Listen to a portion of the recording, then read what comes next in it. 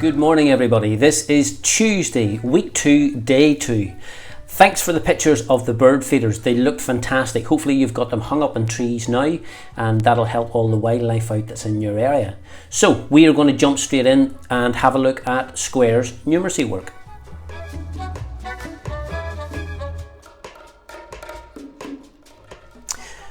Okay, good morning Squares. Yesterday we had practice in reading scales to the nearest 0.1 kilogram or to the nearest 100 grams. So today we're going to look a little further. Your learning intention is at the top of the page. We're going to be converting kilograms to grams and then from grams into kilograms. Now, the most important part of this lesson, as you know, is to know some facts, your weight facts. You need to know that there are 1,000 grams for every kilogram. And then vice versa, for every kilogram there is 1,000 grams. You need to know that fact off by heart. Okay, first of all, before we begin any of this work, you need to know certain facts off by heart. So let's take a look at what we're going to do. Your work's quite simple today. All you're doing is converting kilograms into grams and grams into kilograms. So here we have 1 kilogram, 500 grams, and we need to convert that into grams. So if we've got 1 kilogram, we know that that is 1,000 grams plus the 500 grams we already have would be 1,500 grams. Over here, what would this one be? Hopefully you've written down 1920 grams. 1,920 grams. There is your 1,000. The 1 kilogram is where the 1,000 comes from. And over here we've got 2 kilograms, 765 grams. What would that be?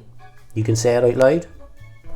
That would be 2,765 grams. So there is your conversions, changing it from kilograms into grams only. Now you guessed it, we got to go the other way down here. This time what we've got is grams and we need it into kilograms. So have a look at our first number with 3,000. Remember back we said for every kilogram that is 1,000. Well, this time we've got 3,000, which means we've got 3 kilograms, 168 grams. Over here we have 9,204 grams, which means we have 9 kilograms, 204 grams.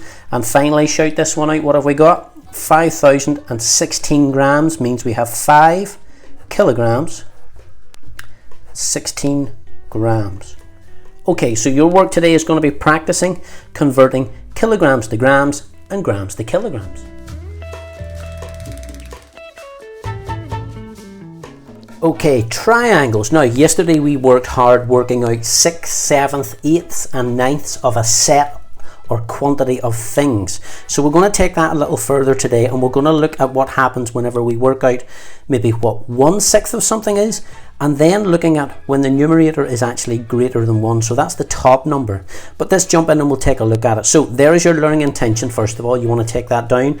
Today we're looking at fractions where the numerator or the top part of the fraction is greater than 1, and that's working that out of a set or a quantity of things. It sounds complicated, but it's not really. We'll take a look at what we're doing.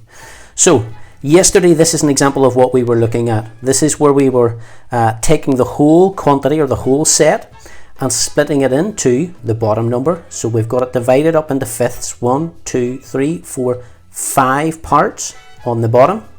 And we wanted to find out what one actual part of the 5 would be worth. So we've got 1/5 of 30. We realised that if you take 30 and divide it by 5, it gives you 6. Now, today we're going to take a look at it where the numerator, the top number, is going to be bigger than 1. We're not just going to be working out what one set of this would be. We could be working out 2, 3, 4, that sort of thing. So, let's take a look down here. What would 3/5 of that 30 be up there? Well, if 1/5 of 30 is 6, well then 3/5 of the 30 would be 3 times that amount, because that's what 1/5 would be, and we want 3 times that amount.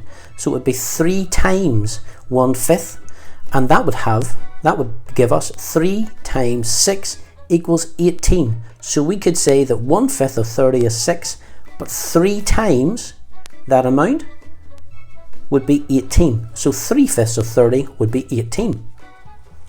let's have a look if we wanted to work out 4/5 of the same amount. So what would 4/5 of 30 be? Well, again, we know that 1/5 of 30 is 6. So 4/5 would be 4 times that amount. So 4 times 1/5 of 30 is 4 times 6, which gives you an answer of 24. So now the numerator, the number on the top, is more than 1, and we're working out how many sets of something we have. Okay.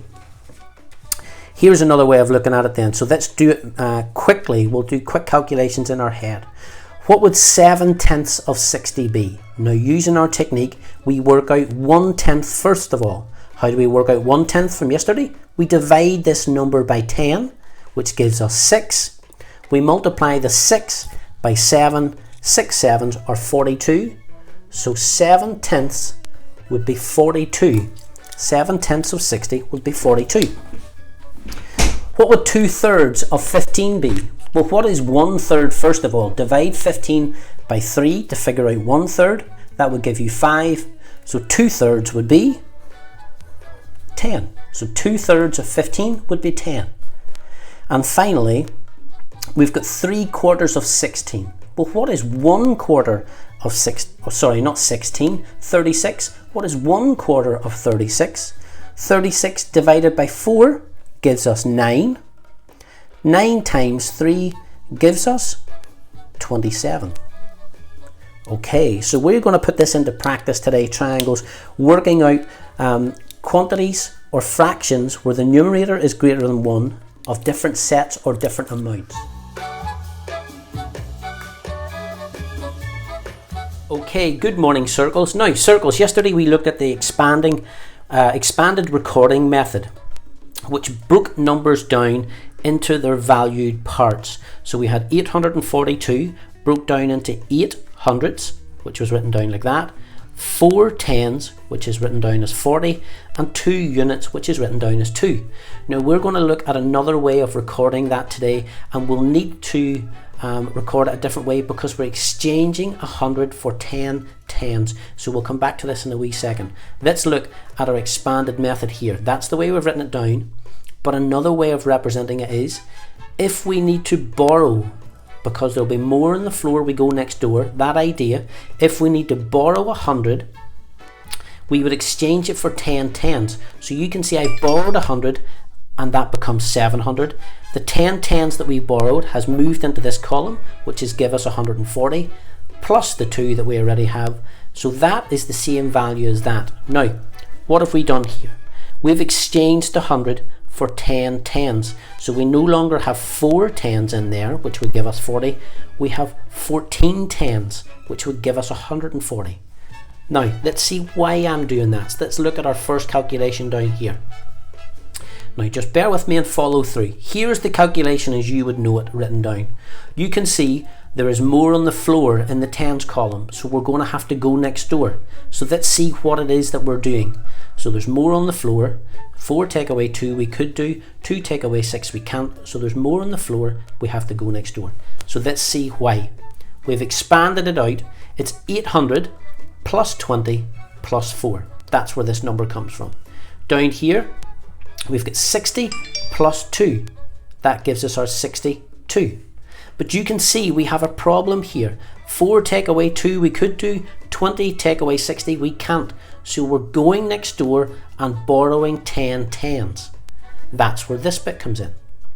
So we've got 700 now. We've borrowed 10 tens and put it in here. Now we've got 700 plus 120, which would still give you the 820 we started off with.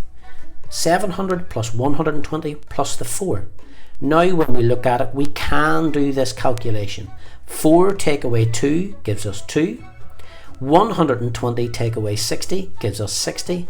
And 700 take away, well, there's nothing there, gives us 700, and we add those together, we get 762.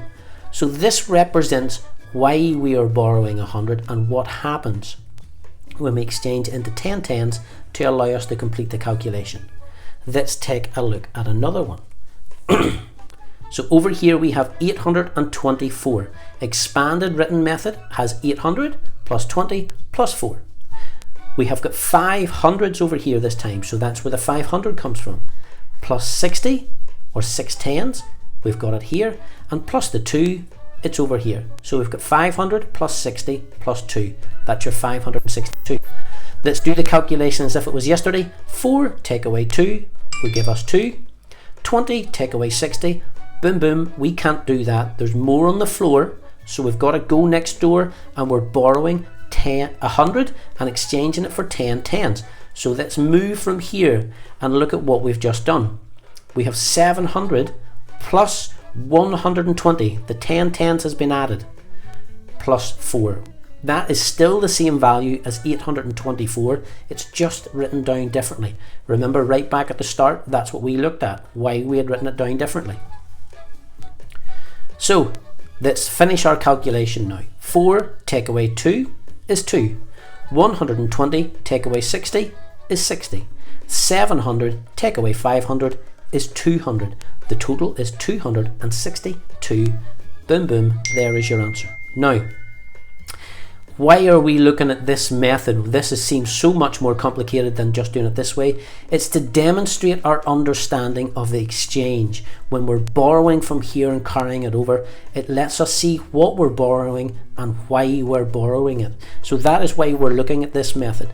We will eventually get over here and just do the standard written method, just the way it is. But in the meantime, it's important we understand why we're doing these things circle. Okay, circles, let's take a look at what you're doing today. Right, so here's some examples of what you're going to try today. Very similar. We have the standard written method over here.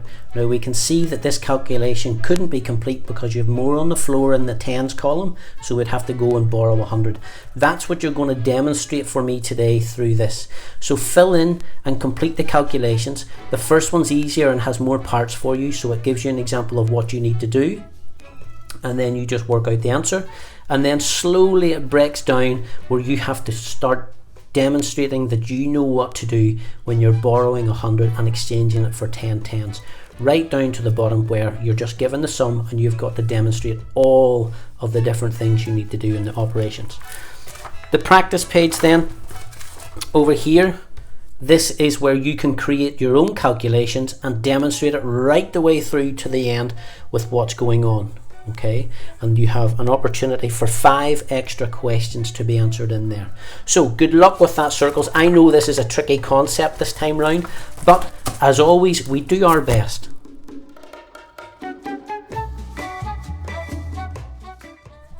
And because today is Tuesday, it is comprehension day, so we're going to put our reading strategies into practice once again. Today, alphas, you're going to be looking at a fairy tale. Okay, so you're bound to have come across fairy tales before at home. Bravos, you're going to be looking at a fable, and a fable is a story with a hidden message inside. And Charlies, you're going to be looking at a legend. A legend is a story from the past being retold, but it tends to be quite mythical or not real. Okay, so that's what a legend is. Now you're going to be using a range of comprehension skills today. You're going to be looking for literal answers. Literal answers is finding the information, going into the text and actually finding the information to prove that you are right in your answer. You'll be using deductive skills or inference skills. That is where the answer is in the text, but it doesn't say it. You've got to read between the lines. What is it trying to tell you? Okay, the example I always give you is if Mr. Hayes was up the tree and there was a dog at the bottom of the tree, why do you think Mr. Hayes is up hiding in the tree? Okay, there's something going on, and that's the bit that you've got to use your detective skills to find out and to come up with a good solution. Why? And then you're going to have evaluative questions as well, or as we call them in class when we're practicing our skills, concluding, using the information to draw conclusions from the text and providing a sensible answer. Now, read the text carefully as always. Read it twice and get that good picture into your mind of what's going on in each of your stories. Some of the questions may be difficult to do if you don't have the printed pages in front of you, but just become creative and do your best to demonstrate your understanding. We do reading comprehensions to go, do we know about what we've just read? Can I demonstrate that I know what we've just read? Can I prove it by getting the information out of the text and putting it on the paper? Okay, answer in full sentences. If there's group work in there, just do it by yourself because we are at home at the minute. And good luck, okay? Enjoy the comprehensions. There's some good stories in there today.